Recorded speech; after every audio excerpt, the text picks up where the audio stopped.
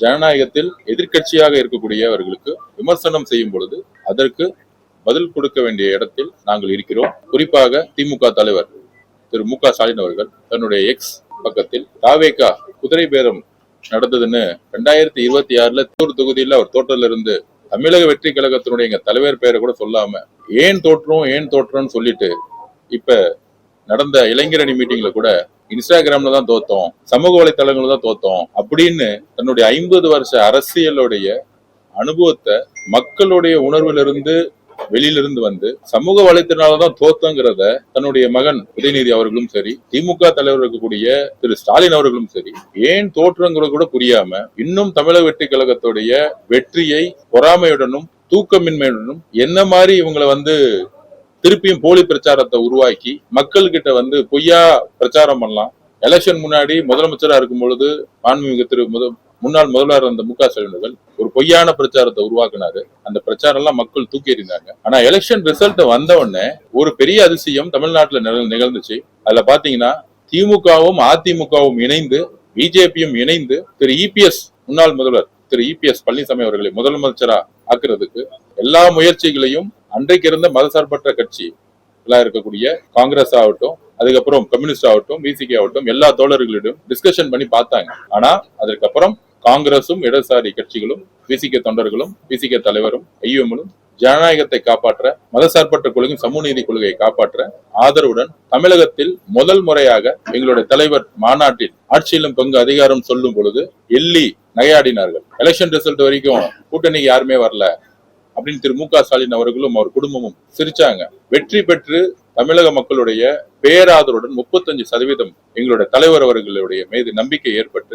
108 தொகுதிகளை தனிப்பெரும்பான்மையுடன் உருவாக்கிய பொழுது திமுக தலைவர் திரு மு க ஸ்டாலின் அவர்கள் பிஜேபியுடன் இணைந்து அதிமுகவுடன் இணைந்து பீப்புள் மேண்டேட் சொல்லக்கூடிய ஒரு எதிரான ஒரு ஆட்சியை உருவாக்க முனைந்தார்கள். அதை கம்யூனிஸ்ட் தலைவராக இருக்கக்கூடிய திரு பேபி அவர்களே தமிழக வெற்றி கழகத்திற்கு ஆதரவு அளிக்கவில்லை என்றால் திமுகவும் அதிமுகவும் பிஜேபியும் சேர்ந்து இங்க ஆட்சியை உருவாக்கும்னு பதிவு பண்ணார். இதற்கு திமுக தலைவர் இதற்கு வரைக்கும் பதில் அளிக்கவே இல்லை. இந்த முயற்சி செஞ்சாங்களா இல்லையாங்கிறது பதிலளிக்கவே இல்லை. ஆனா அவர் கூட இருந்த எல்லா கூட்டணி கட்சிகளும் எங்களை அழைத்து பேசினாங்க, இப்படி சேர்ந்தா நல்லா இருக்குமான்னு கேட்டாங்க அப்படிங்கிறது எல்லா தொலைக்காட்சிகளும் பதிவு பண்ணிட்டாங்க. திரு மு க ஸ்டாலின் அவர்கள் கொள்கை ரீதியாக திமுக கொள்கை ரீதியாக மதசார்பற்ற கொள்கையில் உறுதியா இருந்தா எப்படி திரு இபிஎஸ் அவர்களிடம் அதிமுக பொதுச் செயலாளர் கூடிய இபிஎஸ் அவர்களை தேர்தல் பிரச்சாரத்துல திரு இபிஎஸ் பழனிசாமி அவர்களுக்கு ஓட்டு போட்டா அது பிஜேபிக்கு போற ஓட்டுன்னு பிரச்சாரம் பண்ணது திரு மு க ஸ்டாலின் அவர்களும்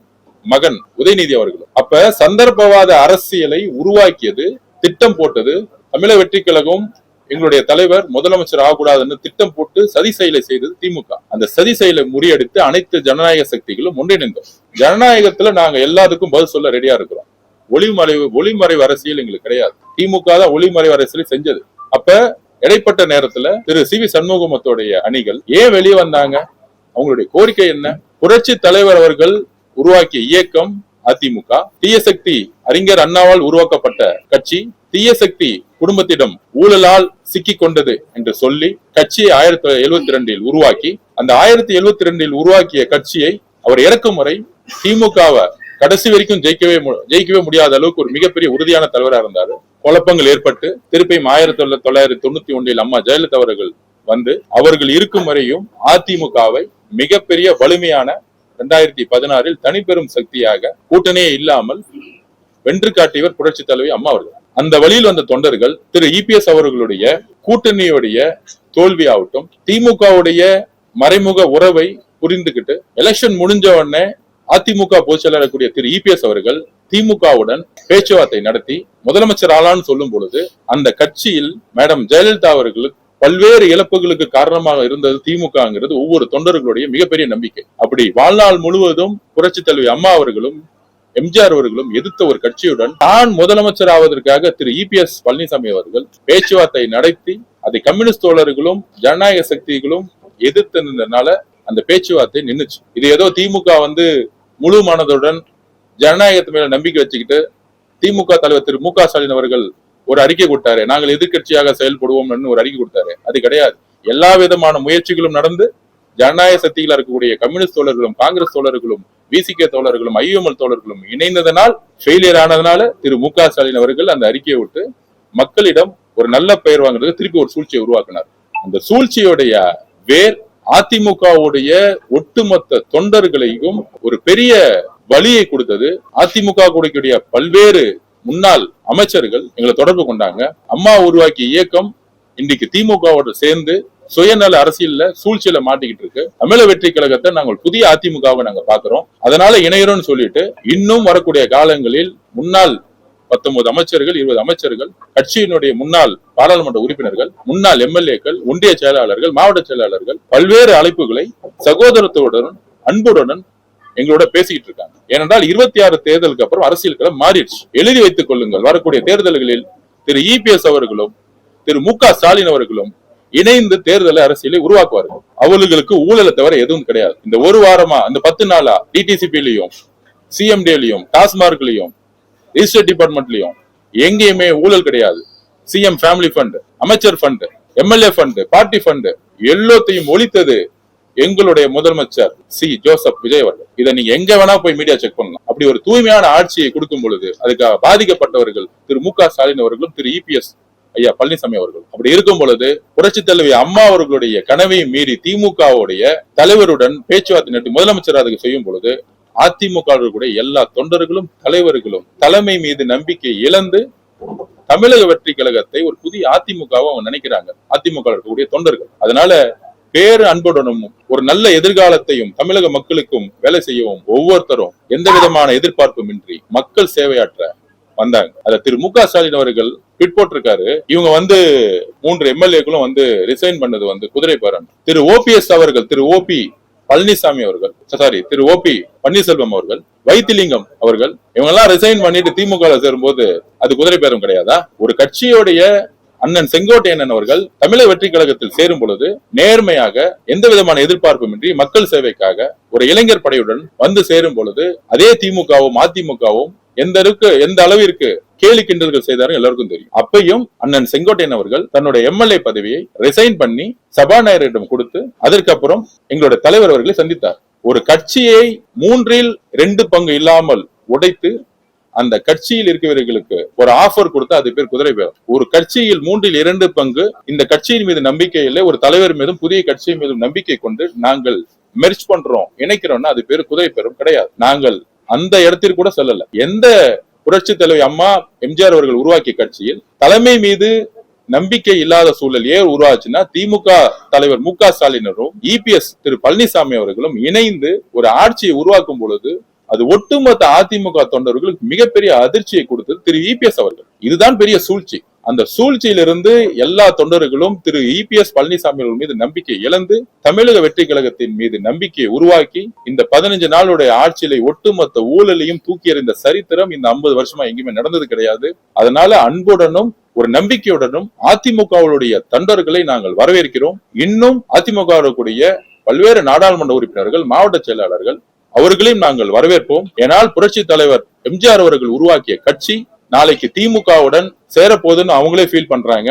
சேர்ந்து தேர்தல் அரசியல உருவாக்கணும்னு அவங்க நினைக்கிறேன்னு ஒவ்வொரு எம்எல்ஏவும் சொல்ல ஆரம்பிக்கிறாங்க. ஏன்னா அந்த பார்ட்டி இன்டர்னல் மீட்டிங்ல திரு இபிஎஸ் பழனிசாமி அவர்கள் அந்த 47 எம்எல்ஏ மீட்டிங்ல இருக்காங்கிறது அவங்க பதிவு பண்ணியிருக்காங்க எங்ககிட்ட. அப்ப அந்த அதிர்ச்சியிலிருந்து பல்வேறு எம்எல்ஏக்கள், பல்வேறு நாடாளுமன்ற உறுப்பினர்கள், முன்னாள் நாடாளுமன்ற உறுப்பினர்கள், மாவட்ட செயலாளர்கள் ஒரு அன்புடன் இணையணும்னு நினைச்சாங்க. அதனால சட்டத்தின்படி சபாநாயகர் அவர்களை சந்தித்து ஒவ்வொரு சட்டமன்ற உறுப்பினருக்கும் தன்னுடைய பதவியை ராஜினாமா செய்ய எல்லா விதமான அரசியல் அதிகாரம் இருக்கு. அதனால மக்கள் முன்பு நேர்மையாக தன்னுடைய பதவியை ராஜினாமா செய்த பிறகு என்னை சந்தித்தார்கள். சந்தித்த பிறகு முதலமைச்சரை மரியாதை நிமித்தமாக சந்தித்தார்கள். இப்பொழுது ஸ்பீக்கர் அனௌன்ஸ் பண்ண பிறகு இன்றைக்கு முறையாக அதோட உறுப்பினர் கார்டை பொதுச்சாளர் ஆனந்தன் முன்பு, அண்ணன் ஆனந்தன் முன்பு அதை வாங்கி முறையாக சேர்ந்திருக்கிறார்கள். இங்கு ஜனநாயகம் எங்கும் மீறப்படல. அதனால திரு மு க ஸ்டாலின் அவர்களுடைய தோல்வி அவர்கிட்ட பதிவு பண்றேன்.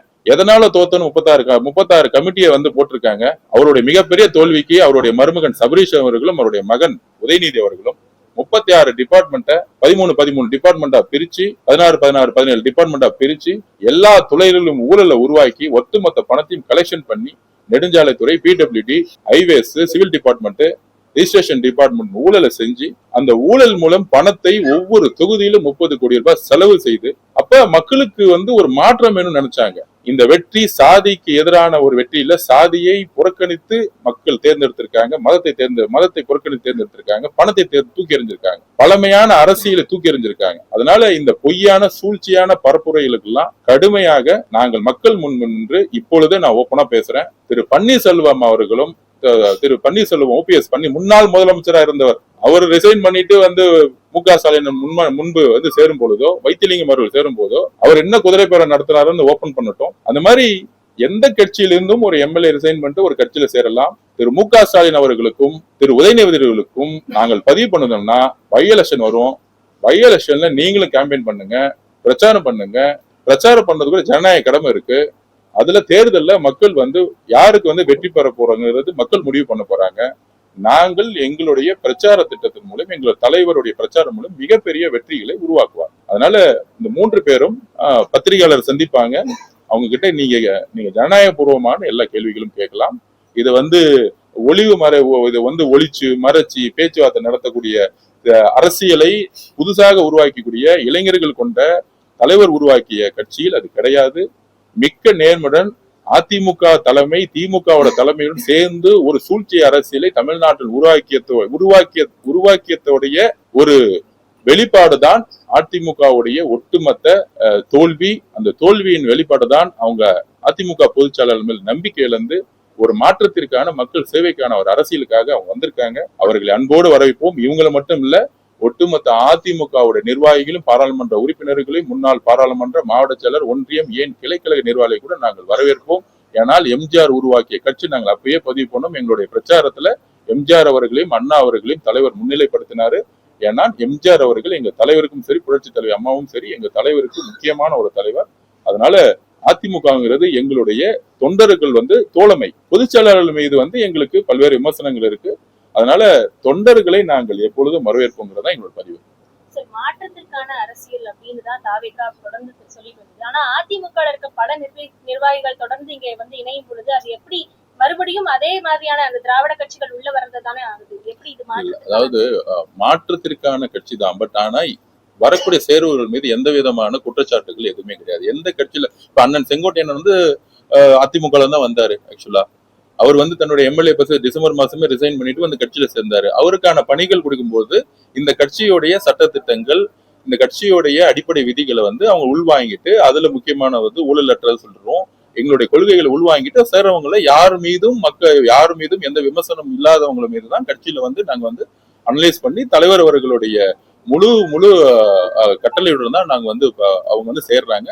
முக்கியமாக எங்களுடைய தலைவர் முதலமைச்சர் மேல இருக்கக்கூடிய நம்பிக்கையின் அடிப்படையில் ஒரு மாற்றத்தை உருவாக்குறது அவங்களும் வரும். அவங்களுக்கு பல்வேறு பிரஷர்ஸ் இருந்திருக்கு. இந்த குறிப்பாக அவங்க பாண்டிச்சேரி மீட்டிங்ல பொதுச் செயலாளர் திரு EPS அவர்கள் பதிவு பண்ணியிருக்கிறாரு, நம்ம திமுகவோட சேர்ந்து முதலமைச்சரான என்னன்னு கூலி கேட்டிருக்காரு. அதுக்கு அந்த அதிர்ச்சியிலிருந்து அவங்க மீள முடியல.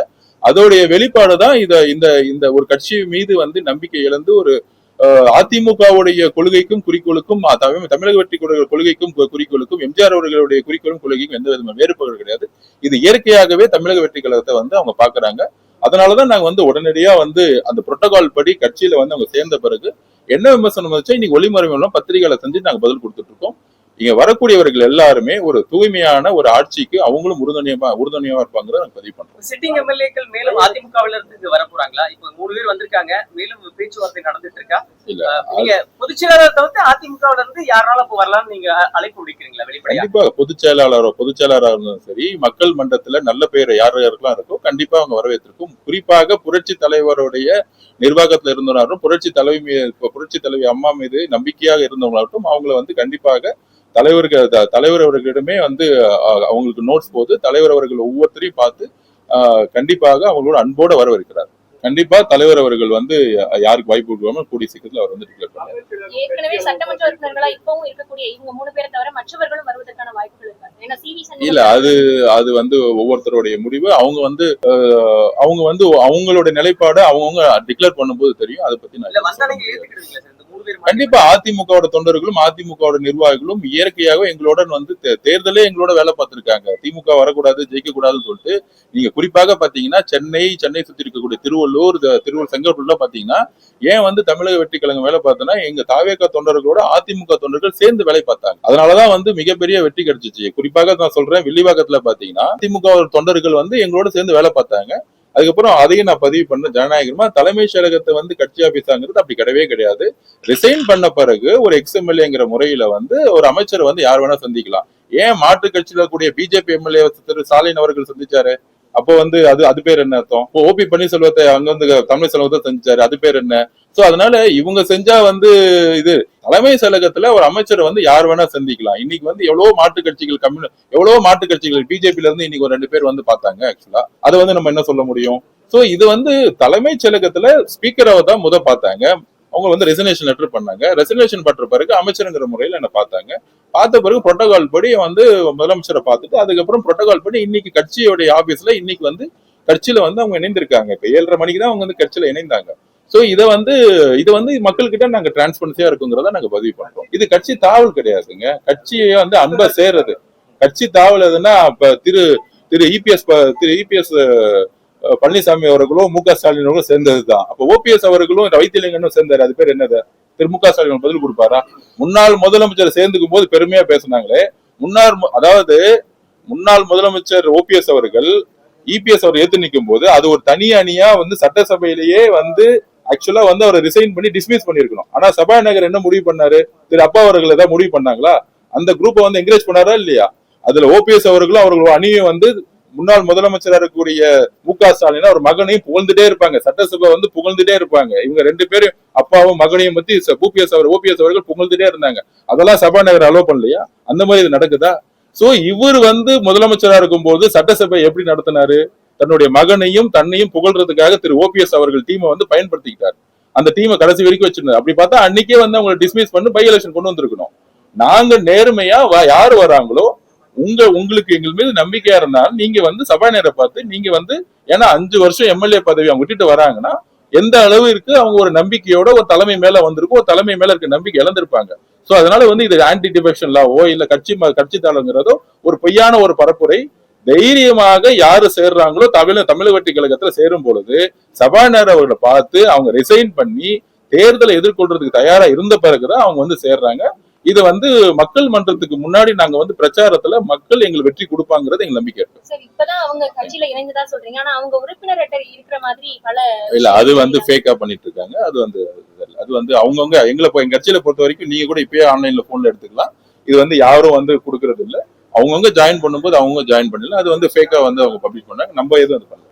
தமிழக வெற்றி கழக நிர்வாகிகள் சிலர் மேல இந்த பாலியல் சீண்டல் வழக்குகள் போன்ற நிறைய குற்றச்சாட்டுகள் முன்வைக்கப்பட்டு இருக்கு. இந்த மாதிரி பிரச்சனைகள்ல ஈடுபடுறவங்க மீது என்ன மாதிரியான நடவடிக்கைகள் கட்சிகள் இல்ல அதாவது திரு மு க ஸ்டாலின் திமுகவும் தமிழக வெற்றி கழகத்தில் இருக்கக்கூடிய இந்த மாதிரி வந்து ஒரு நெகட்டிவ் கேம்பெயின் பண்ணணும்னு நினைச்சிட்டு இருக்காங்க. இது வரைக்கும் கோர்ட்ல போய் அவங்க மேல சார்ஜ் ஷீட் போட்டு இது வரைக்கும் கோர்ட்ல வந்து எந்த விதமான நடவடிக்கை எடுத்த கிடையாது. கண்டிப்பாக கட்சியோடைய உங்களுக்கு தெரியும் எந்த கட்சிக்காரங்க இது வரைக்கும் எந்த இடத்துலயும் போய் எப்படி திமுக காரங்க வந்து ரிஜிஸ்ட்ரேஷன் டிபார்ட்மெண்ட் சிஎம்டிஏ டாஸ்மார்க்ல வந்து ஊழல ஈடுபட்டாங்களோ இது வரைக்கும் தமிழக வெற்றி கழகத்துல இருந்து யாருமே போய் இது வரைக்கும் வந்து அந்த வசூல் ஈடுபட்டதும் தமிழகம் முழுவதிலும் நேர்மறையான மக்கள் வந்து கொண்டாடுறாங்க. இந்த ஆட்சி 50 வருஷம் செய்ய முடியாததை எல்லா டிபார்ட்மெண்ட்லயும் ஊழலை வந்து தூக்கி போட்டிருக்குன்னு சொல்லியிருக்கோம். அது மீடியா நண்பர்கள் நீங்களே போய் ஒவ்வொரு டிபார்ட்மெண்ட்லயும் வசூலிக்கலாம். குறிப்பாக சிஎம்டில பாத்தீங்கன்னா 40 ரூபாய் வசூலிச்சிட்டு இருந்தாங்க, டிடிசிபி வசூலிச்சிட்டு இருந்தாங்க, ரிஜிஸ்ட்ரேஷன் டிபார்ட்மெண்ட் வசூலிச்சிட்டு இருந்தாங்க, டாஸ்மார்க்ல வசூலிச்சிட்டு இருந்தாங்க. இது இப்போதைக்கு CM family fund, CM fund, அதுக்கப்புறம் வந்து மினிஸ்டர் ஃபண்டு, எம்எல்ஏ ஃபண்டை ஒழிச்சிருக்கும். அதிகார மட்டத்தில் இருக்கக்கூடிய சிறு சிறு தவறுகளை வந்து கண்டிப்பாக முதலமைச்சர் வந்து ரொம்ப ரொம்ப நுட்பமா பார்த்துட்டு இருக்காரு. கண்டிப்பான மாற்றம் உருவாகும்.